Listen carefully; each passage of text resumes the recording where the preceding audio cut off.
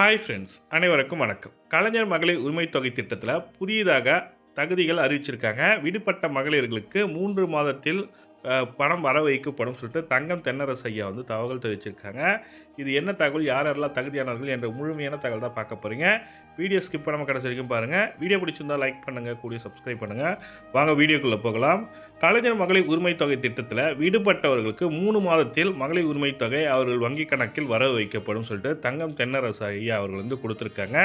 புதிதாக ரேஷன் கடை வாங்கியவர்கள், பழைய தகுதி உடைந்தும் தகுதி இழந்தும் இன்னும் மகளிர் உரிமை தொகை பெறாதவர்களுக்கு தமிழக அமைச்சர் தங்கம் தென்னரசு அமைச்சர் அவர் சொல்லியிருக்காங்க.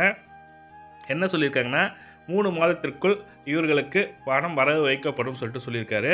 இது விருதுநகரில் நடந்த ஒரு நிகழ்ச்சியில் தங்கம் தென்னரசு ஐயா சொல்லியிருக்காங்க. அது மட்டும் இல்லாமல் தமிழக அரசாங்கம் மகளிர் உரிமை தொகை திட்டத்தில் யார் யாரெல்லாம் தகுதியானவர்கள் என்ற புதிய விதிமுறைகளை கொடுத்துருக்காங்க. அந்த மகளிர் உரிமை தொகை திட்டத்தில் தேவையான தகுதிகள் 21 வயது நிரம்பிய பெண் ஒருவர் விண்ணப்பிக்கலாம். ஒருவர் குடும்ப அட்டை ஒரு பயனாளி மட்டுமே விண்ணப்பிக்க தகுதியானவர்கள் சொல்லிட்டு சொல்லியிருக்காங்க. குடும்ப அட்டைகளுக்கான வரைமுறை: குடும்ப அட்டையில் பெயர் இடம்பெற்றவர்கள் அனைவருமே ஒரு குடும்பமாக கருதப்படுவார்கள். ஒருவர் தகுதி வாய்ந்த குடும்பத்தில் உள்ள குடும்ப தலைவி கலைஞர் மகளிர் உரிமை திட்டத்தில் பயன்பெற விண்ணப்பிக்கலாம். குடும்ப அட்டையில் ஆண் குடும்ப தலைவராக இருக்கப்பட்டிருந்தால் குடும்ப தலைவரின் மனைவி குடும்ப தலைவியாக கருதப்படுவார். இவர்களுக்காக புதிதாக குடும்ப தலைவர் என்ற மாற்றணும்னு அவசியம் இல்லை. நீங்கள் உங்கள் வீட்டில் உங்கள் ரேஷன் அட்டையில் குடும்ப தலைவர் இருந்தாலே போதும், அப்படியே நீங்கள் அப்ளை பண்ணலாம். குடும்ப அட்டையில் ஆண் குடும்ப தலைவரின் மனைவியின் பெயரிலும் ஏதேனும் காரணத்தினால் இல்லாத பட்சத்தில் குடும்பத்தில் உள்ள இதர பெண்கள் ஒருவர் குடும்ப தலைவியாக கருதப்படுவார். இப்போ ஒரு வீட்டில் அம்மா இல்லை, இறந்துட்டாங்க, எந்த காரணத்தினால இருக்காங்கன்னா அவங்க வீட்டில் வேறு பெண்கள் இருந்தாங்கன்னா அந்த பெண்கள் 21 வயது இருந்தாக்கா அவங்களும் தகுதியானவர்கள் சொல்லியிருக்காங்க. குடும்பத்தில் ஒன்றுக்கு மேற்பட்ட 21 வயது நிரம்பிய பெண்கள் இருந்தால் ஒரு நபரையே குடும்ப உறுப்பினராக தேர்வு செய்ய விண்ணப்பிக்கும் செய்யலாம். திருமணமாகாத தனித்த பெண்கள், கைம்பெண்கள் மற்றும் திருநங்கைகள் தலைமையில் குடும்பங்கள் இருந்தால் அவர்களும் குடும்ப தலைவியாக கருதப்படுவார்கள் சொல்லி கொடுத்துருக்காங்க. அதுக்கடுத்து பார்த்தீங்கன்னாக்கா பொருளாதார தகுதின்னு சொல்லிட்டு கொடுத்துருக்காங்க. ஆண்டுக்கு 2.5 லட்சம் கீழ் வருமானம் ஈட்டும் குடும்பங்களுக்கு தகுதியானவர்கள், 5 ஏக்கருக்கு குறைவாக நஞ்சை நிலம் அல்லது 10 ஏக்கருக்கு குறைவான புஞ்சை நிலம் வைத்துள்ள குடும்பங்களுக்கு கிடைக்கும்.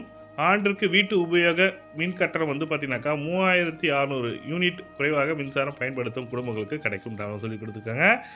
திட்டத்தில் பயன்பெற தகுதி இல்லாதவர்கள் சொல்லிட்டு பார்த்தீங்கன்னாக்கா 2.5 லட்சத்துக்கு மேல் ஆண்டு வருமானம் ஈட்டும் குடும்பங்கள் தகுதி இல்லை. குடும்பத்தில் ஆண்டு வருமானம் 2.5 லட்சம் மேல் ஈட்டிய வருமான வரி கணக்கு தாக்கல் செய்பவர்கள் மற்றும் வருமான வரி செலுத்துவர்கள் கிடையாது. ஆண்டுக்கு 2.5 லட்சம் ரூபாய்க்கு வருமானம் ஈட்டிய தொழில் வரி செலுத்துவதற்கும் கிடையாது. மாநில அரசு, மத்திய அரசு ஊழியர்களுக்கு, பொதுத்துறை நிறுவனங்கள், வங்கி ஊழியர்கள், வாரிசுகளுக்கு, உள்ளாட்சி அமைப்புகள், கூட்டுறவு அமைப்புகள் ஊழியர்களுக்கு, ஓய்வுதாரர்களுக்கு கிடையாது சொல்லி கொடுத்துருக்காங்க.